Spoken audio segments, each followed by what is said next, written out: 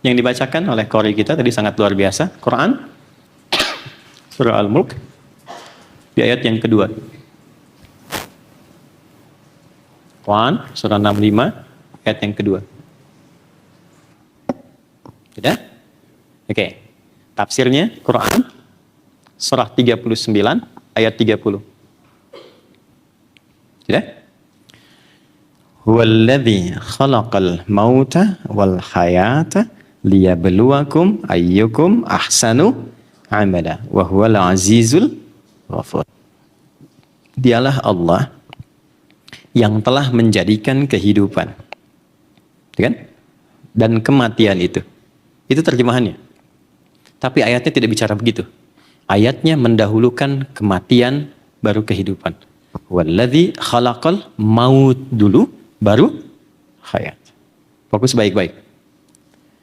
Sekarang perhatikan baik-baik secara psikologi Quran. Kenapa maut didahulukan dibandingkan dengan hayat? Dan hayat itu ada alifnya di ujungnya. Hayat, panjang kan? Baik ya? Kenapa hayat diakhirkan?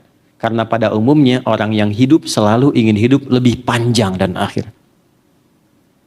Siapapun yang merasa hidupnya ingin panjang, kadang-kadang keinginan itu bisa dikejutkan dengan maut yang datang lebih cepat dari apa yang tidak dia duga. Maksudnya apa? Kata Allah ingin menyampaikan, hei, silahkan kau berkehidupan. Silahkan, senyaman-nyamannya. Ya, bahkan di ayat yang ke-30, surah ke-39, silahkan. Kau senyaman-nyamannya berkehidupan. Engkau punya pilihan bebas, kata Nabi, i'mal ma syi'ta fa innaka mayyit. Kalau kita bawa ke konteks hakim, para hakim silahkan. Engkau berintegritas, bagus. Engkau terima suap, itu pilihan kamu.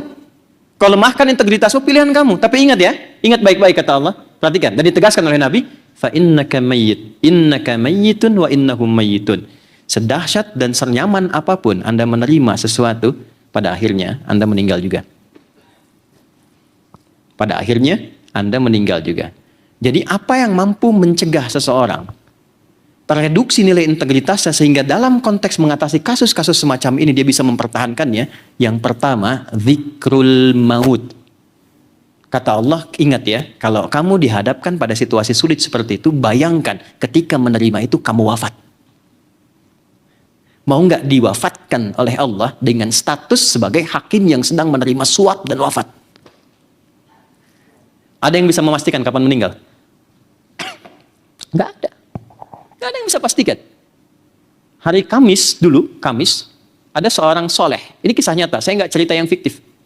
Ada seorang tua soleh, tinggal di Pasar Rebo, jalan Telaga itu ke atas sedikit, itu orang saking solehnya, hidupnya dibaktikan, didedikasikan hanya untuk merawat musola.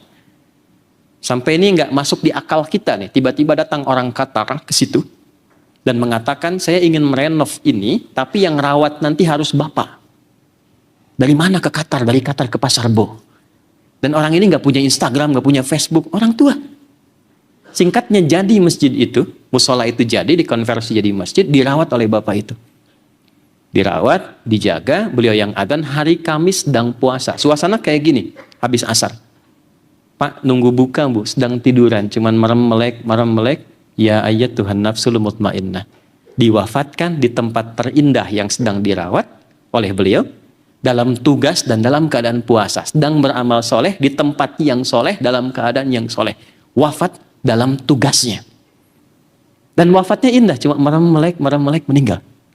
Hati-hati belakang tuh, yang merem-melek tuh. Ya. Saya mau katakan begini, ayat ini memberi kesan, hei, aku rahasiakan kematian itu supaya engkau selalu mengingat. Dan liyabluwakum ayyukum ahsanu amala, tujuannya supaya selalu kita bisa kreasikan semua pekerjaan kita itu jadi pekerjaan yang baik. Jadi kalau kita mengerjakan sesuatu dan ingat wafat ketika mengerjakan itu, pasti konversinya kebaikan. Kebaikan. Gak usah jauh-jauh Pak Ibu ya, mohon maaf dah. Kalau Anda sedang menangani perkara, tiba-tiba datang yang seperti ini. Dan Anda merasakan bagaimana kalau sedang dikasih, ini Allah yang bilang. Jangan gambarkan Adi Hidayat yang cerita. Tapi Tuhan kita yang menciptakan, kita mengatakan statementnya, kalau kamu menerima itu dan aku wafatkan saat menerima, sanggup tidak kamu pulang dan diviralkan saat hisab sebagai hakim yang menerima suap?